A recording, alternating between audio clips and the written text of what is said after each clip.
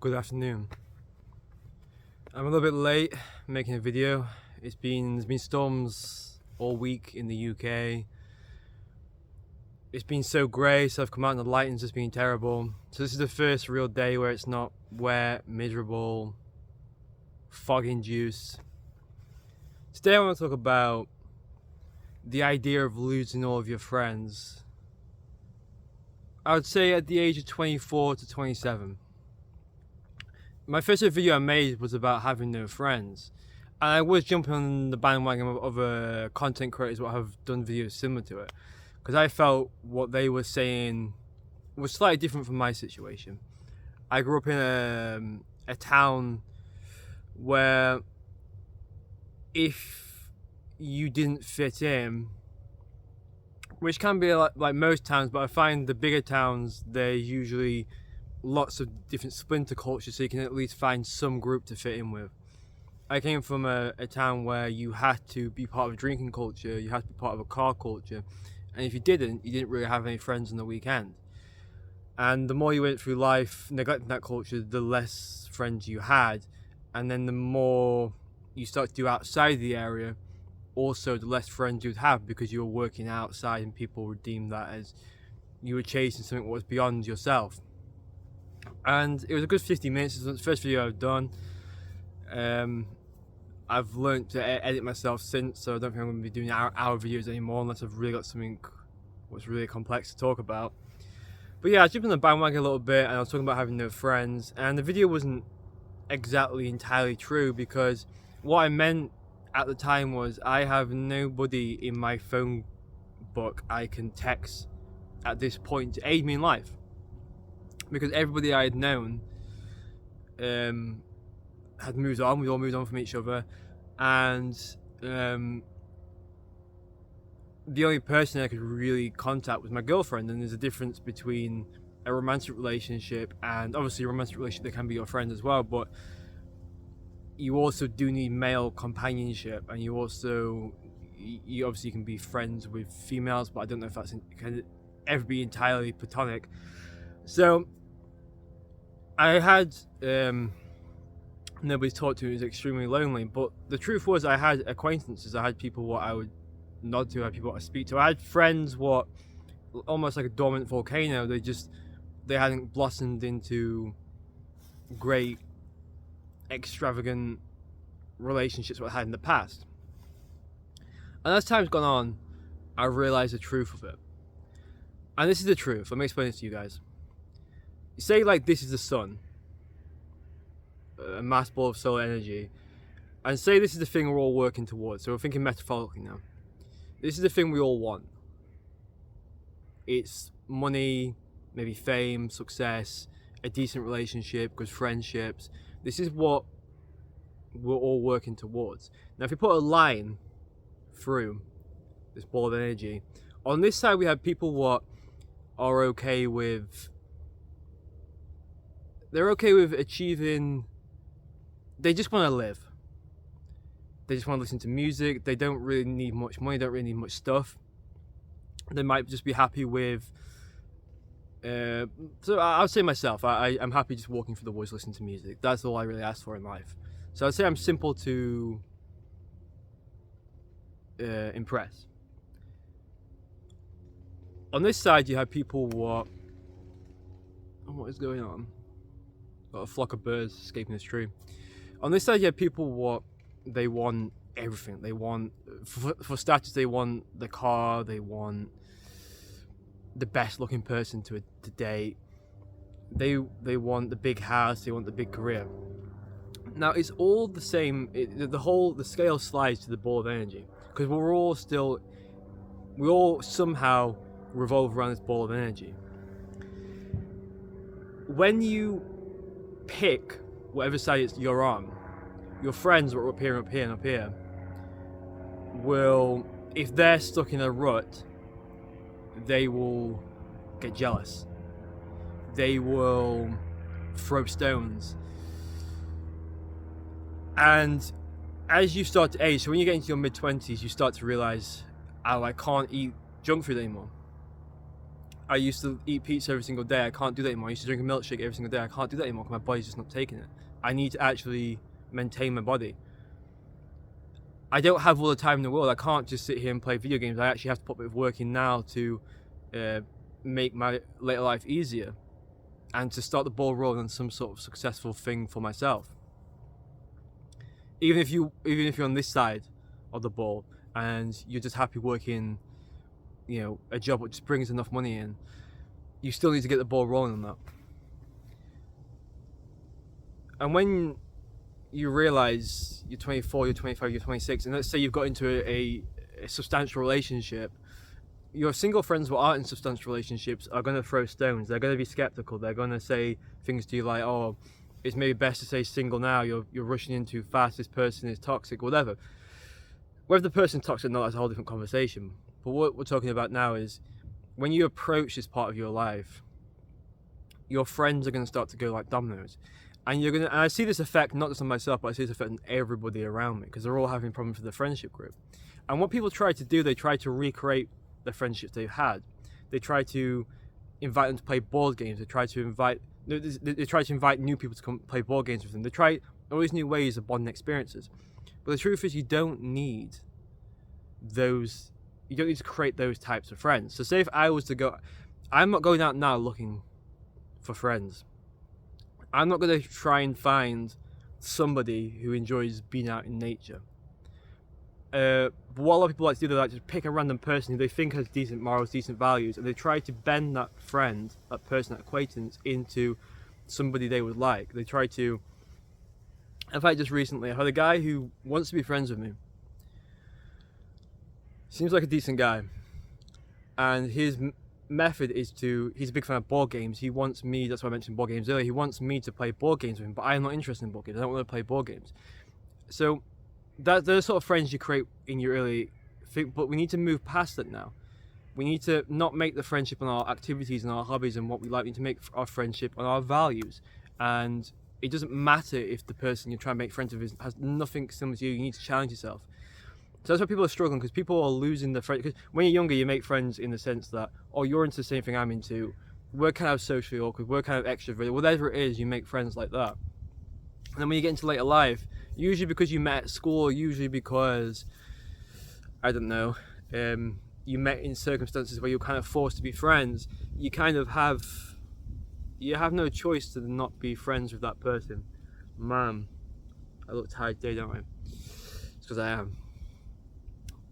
Yeah, you're friends with that person because you went to the same area in the same building. And the only thing usually, if you look at what's connecting you, is your hobbies and your fact you share the same area, share the same school. But if we spin all this back round, in later life, that's not enough really to go on. We need compassion for our friends. We need understanding, and we also, if you're in a solid relationship, the truth is you're only going to be able to really relate to people what are in solid relationships. If you're in a high-flying job, you're not going to have the time you used to have with your friends, and your ambition is going to change. If you're going for something that your friends aren't going to go for, and your friends are just sort of doing nothing, they're going to throw stones at you.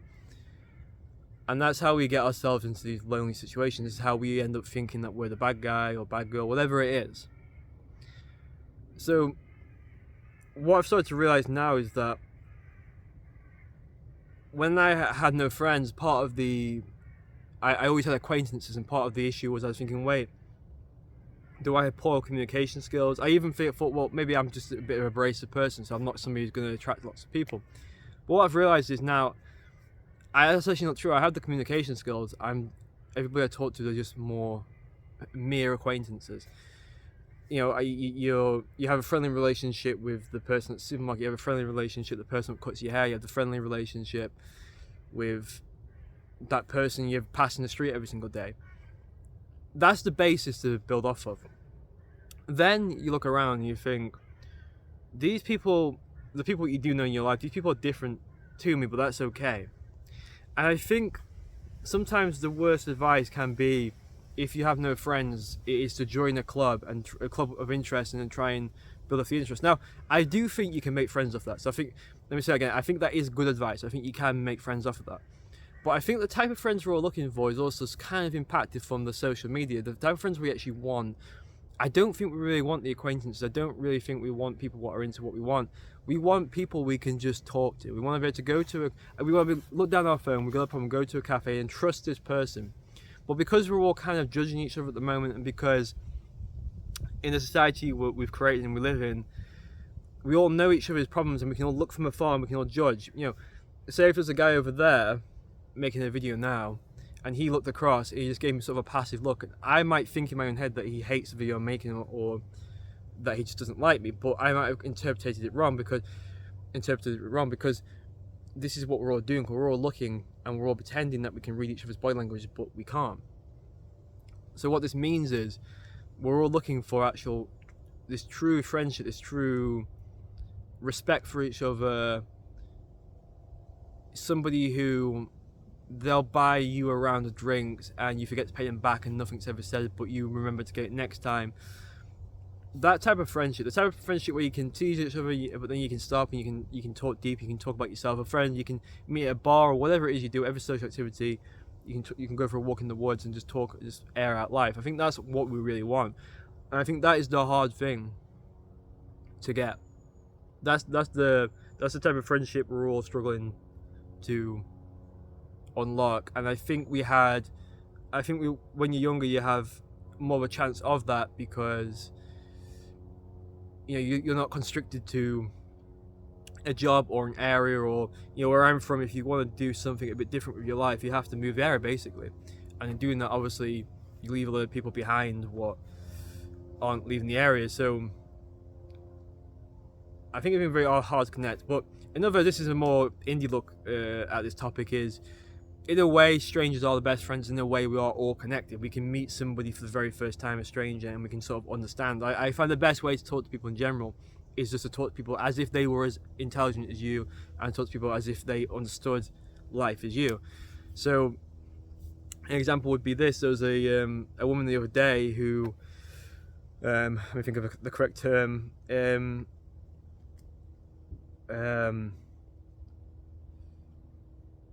she's suffering from a mental infliction in her life, let's just say that, and she was telling me about something what was happening in the area which was not actually happening. So she was seeing something that wasn't actually happening. It was a complete lie. And I think a lot of people would probably speak to her, and they would either play along or try and reassure this thing's not happening. But I just added to the conversation. And I didn't add to a way where it's giving the person false hope or anything like that this thing's actually happening. I just said, oh, it's a bit like this then. And she was shocked that I had decided to add to the conversation as opposed to belittle her or not. So I find when you communicate with people, the best thing to do is just treat them as if you would treat your most intimate person in your life, or you treat everybody. You talk to the cashier, okay, there's not much time, but you don't. I had a problem when I was younger. You'd go meet somebody and you'd back down. You have to brag, but don't back down your qualities. Say if you're meeting somebody, I don't know, a pilot, you might be a bit intimidated because they're a pilot. But if you go in with your own stock, and if you go in with your own confidence, and if you treat them how, let's say you could be complete opposite. You could be, what's the opposite to a pilot? I don't know, a goth. I don't. The pilot could be a goth when he's young. I don't know. But let's just say a goth. If you're a goth and you have no relationship with this pilot, because this pilot, you just carry on being the goth, because somewhere you might understand each other's music, somewhere he might even like that type of music, and I'm sure if you chip away at the human condition, he or she would understand that, pilots predominantly male, let's be honest, he would understand that you were also a vital part of humanity, because when we meet people, we're all going in thinking what we have isn't right, and what somebody else has got is. So when we communicate, we need to have faith in ourselves. We need to have faith that whatever, if you have issues where you're toxic or whatever, there is, maybe you're somebody who is too cocky, you speak too cocky, and people just don't like that, then obviously you need to reflect on that and change that. So obviously you need to do some work on yourself, no matter what it is, what side you're on. Well, going back onto the topic, whatever it is you try to attain in your life, a relationship, a job, etc., fame, whatever it is you want, your friends aren't coming with you. Unless you are one of the lucky ones who has a really good group. You do see them with YouTube content creators where it's like 6 or 7 of them and they've all got together and they can make a video. That is one of the reasons why content creators take off, because they're able to have a group of people around them, a strong group of people, and they're able to make something and nothing can penetrate that group, and they're all on the same path. That's the only way, really, if you're lucky enough to have that type of relationship. But even then, you have to understand that all friendships also come with problems. Same with relationships. No friendship is going to ever be perfect. Okay, I'm going to end the video there. I hope that's shed a little bit more light onto the reasons why, as we age, we lose our friends. Obviously, it's not for everybody. There are examples of people who have kept their friends for their whole life.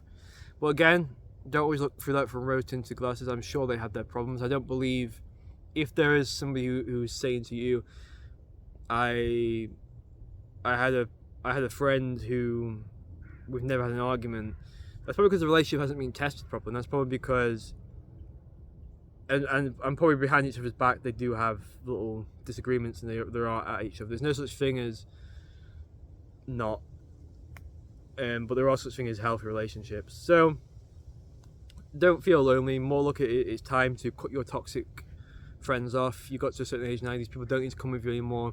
Perhaps in 2 years you'll get back together, perhaps they'll change. You need to cut them off. You need to focus on your own life. Try and make friends with new people. Don't expect them to be into the same thing you like. Build your friendships on values, not what people are into. That's where you went wrong before.